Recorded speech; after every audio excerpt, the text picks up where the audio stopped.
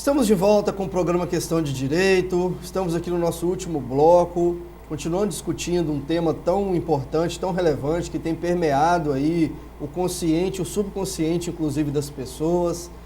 E a gente teve 2 blocos aqui brilhantes, com discussões muito esclarecedoras, informações importantes do que é o impeachment, se é golpe, se não é golpe, o que pode acontecer. E eu queria abrir esse 3º bloco fazendo uma pergunta para o professor Felipe.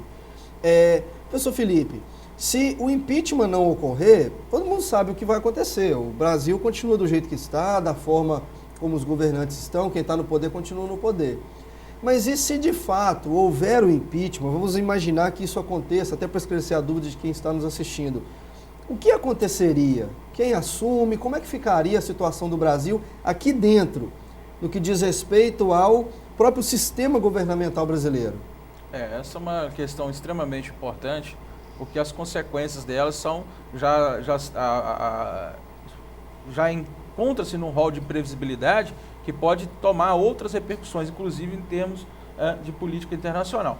Mas o fato é que a Constituição ela prevê um sistema de crises. Esse sistema de crise está envolto em relação à vacância temporária do cargo de presidente e de vice-presidente da República. Então, o procedimento de impeachment prevê que, após a instalação da comissão especial, que seria encarregada de votar um relatório a ser submetido ao plenário da Câmara dos Deputados, caso houvesse a aprovação para deflagração do processo de impeachment, haveria o afastamento obrigatório do presidente da República por 180 dias. E esse é o prazo que seria necessário para a conclusão ou votação do impedimento perante o Senado Federal. Então, quando ocorre o afastamento do presidente da República, naturalmente assume o vice-presidente da República. Tá? Então, nos casos de vacância temporária da presidência da República, não só nos casos envolvendo impeachment, a ordem de sucessória é o vice-presidente, o presidente da Câmara dos Deputados, o presidente do Senado Federal e o presidente do Supremo Tribunal Federal.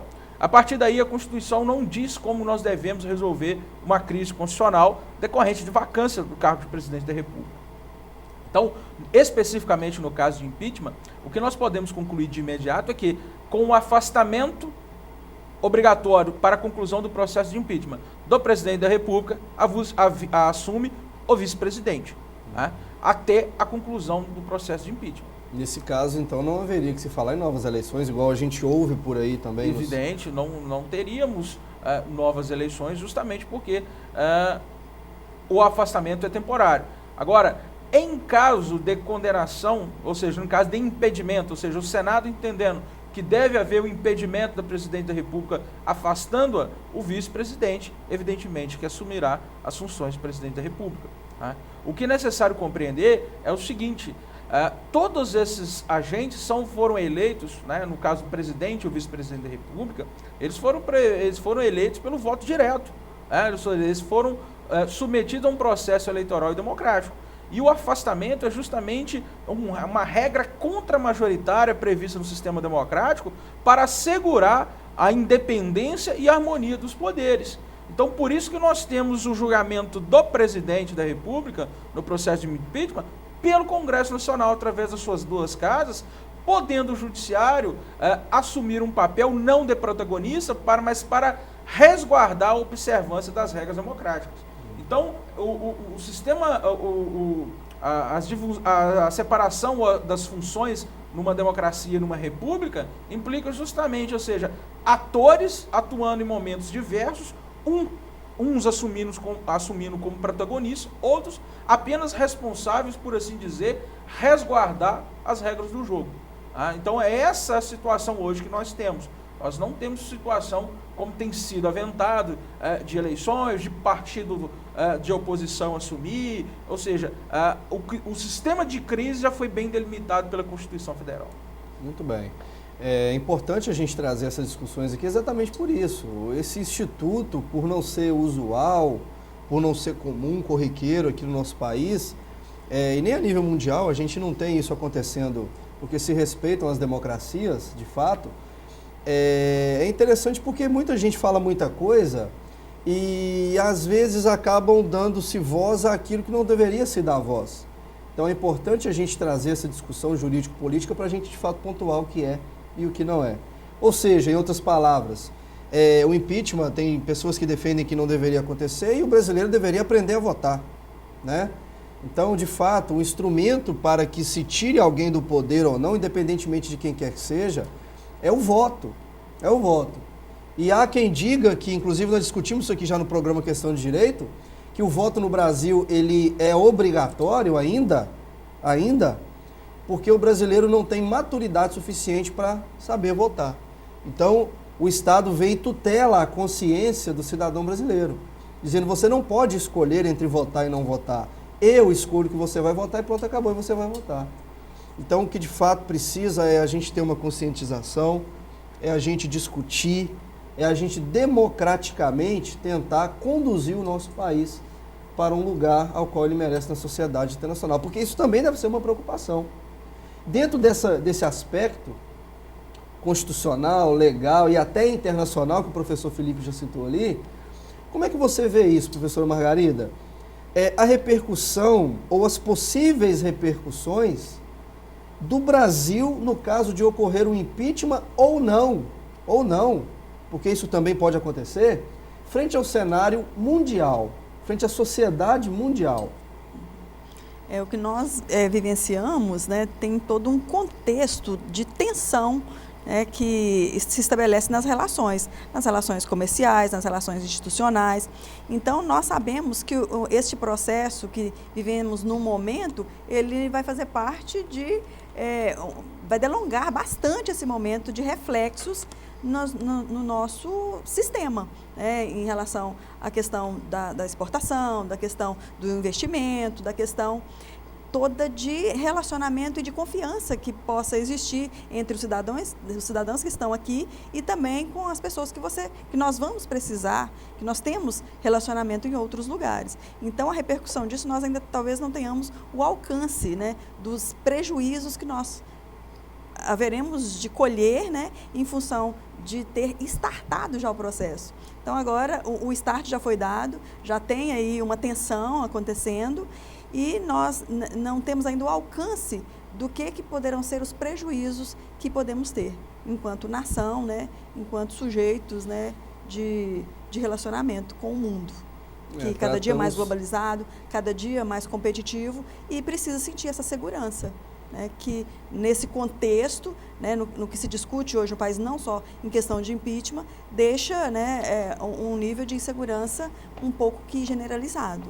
Ou seja, nós ficamos num cenário de fato de instabilidade, tanto Sim. Jurídica quanto política, inclusive internacional. Inclusive. Porque enquanto isso está acontecendo no nosso país, o mundo está nos olhando.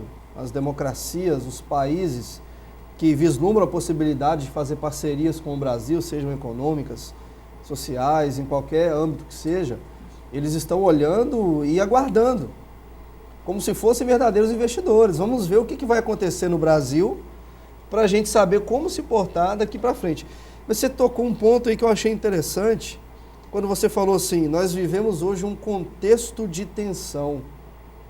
Nós temos no nosso país, Mauro, eu queria passar essa pergunta para você, várias autoridades se manifestando pró e contra o impeachment, autoridades do cenário político, autoridades do cenário jurídico, né, pessoas da mídia, se posicionando hoje. De fato, o que existe no nosso país é um cenário de tensão, né? Eu não seria louco aqui de dizer que beiraria uma guerra civil, uma revolução civil, não é isso. Mas, de fato, é uma tensão que permeia hoje todas as pessoas e que reflete na vida do empresário, na vida de cada cidadão brasileiro, quer queira ele ou quer não queira ele. Como é que você vê esse cenário de tensão dentro de um país como o Brasil, a nível internacional? Veja bem, que o país hoje passa por um momento político e econômico ruim é um fato objetivo. Da direita à esquerda, todos vão concordar com isso. Com perdão da palavra, é preciso ter uma dose muito grande de ignorância, com todo respeito, para se negar que o país hoje passa por um momento de muita dificuldade. Então, primeiro ponto.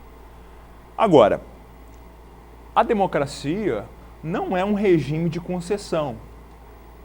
Não é um regime em que vai descer do céu um Messias com um chicote na mão e vai colocar a casa em ordem. Isso não acontece na democracia. A democracia é um regime de conquistas.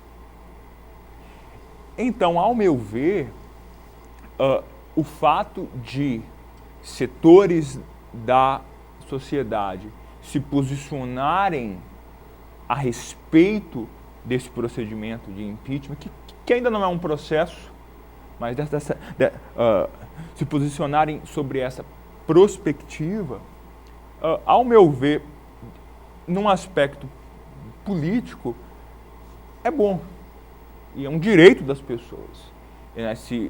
Uma coisa que eu quero enfatizar às pessoas em casa é que, se você é a favor, você tem todo o direito de dizer isso. Se você é contra, você também tem toda a liberdade de dizer que você é contra. Uma coisa que nós não podemos trabalhar numa democracia, numa república democrática, é qualquer forma de censura. Eu não sou nenhum constitucionalista, mas o pluralismo político vem nos primeiros artigos da Constituição de 88. Esse é um valor material que nós precisamos viver. Até eu cito aqui o professor Amar, que é um constitucionalista norte-americano. Ele vai dizer que quando a Constituição norte-americana foi publicada, eu comentei isso aqui agora, peço perdão por comentar novamente, os constituintes foram para os jornais escreverem textos em defesa dessa possível Constituição, que se tornou até no clássico da ciência política, os federalistas. Uma das teses desses constituintes era que quem discordasse daquele texto não seria demonizado. E uma coisa que nós vemos hoje no Brasil é a demonização da discordância. Isso é extremamente antidemocrático. Tanto é que os constituintes norte-americanos propõem um instituto de se fazer emendas à Constituição por causa disso.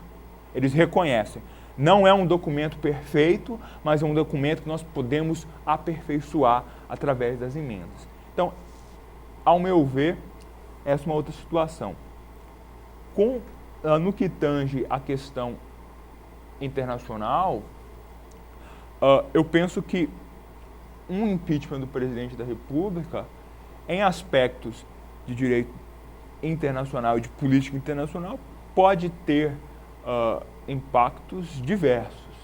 Lembrando que a prosperidade interna tem muito a ver com a política externa. Muito a ver. E talvez até o diplomata Tomás Napoleão, que é diplomata brasileiro em Nova York, dirá que o sucesso da política interna depende da política externa. Eu acho que a atual presidente, em matéria de política externa, nos serviria melhor do que o atual vice-presidente. Lembrando que o Brasil teve um papel preponderante nessa discussão do clima, onde houve um acordo histórico climático em Paris. Lembrando que é ela que exerce a política externa brasileira.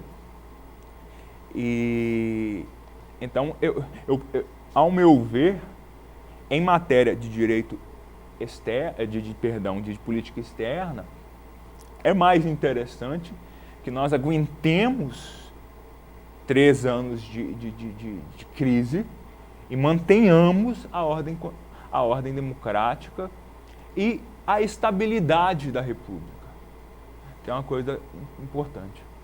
Interessante, ou seja, de fato, a gente percebe que o voto, mais uma vez, ele ganha peso aí. Porque para aqueles que defendem a continuidade, que se suporte a estabilidade do Brasil como ela se encontra até as novas eleições, é para que as pessoas tenham consciência de que o poder de decisão dos rumos do nosso país está na mão deles. Quando você falava dessa questão de discordância, a gente está chegando ao final do nosso programa, Questão de Direito, me veio à mente aqui a frase de um grande pensador, que eu acho que ela é perfeitamente cabível, e para mostrar para você que nós estamos aqui para levantar essa discussão e te informar, para que você se posicione da melhor forma. Esse pensador dizia o seguinte, que embora ele não concorde com o que uma pessoa diga, com o que muitas pessoas digam, ele sempre vai defender o direito que elas têm de dizer aquilo que elas pensam. Isso é democrático, isso é democracia. Essa é a discussão que nós temos que fazer hoje no nosso país. Independentemente de que você é pró ou contra impeachment, você tem o direito de se manifestar. Contudo, você precisa saber se manifestar. Você precisa conhecer, para que dessa forma você não seja somente um mero repetidor de ideias, e às vezes ideias vazias, mas que você seja alguém que de fato vai fazer a diferença para o seu bairro, para a sua cidade, para a sua universidade, como estamos tentando aqui fazer, e para a sua nação também.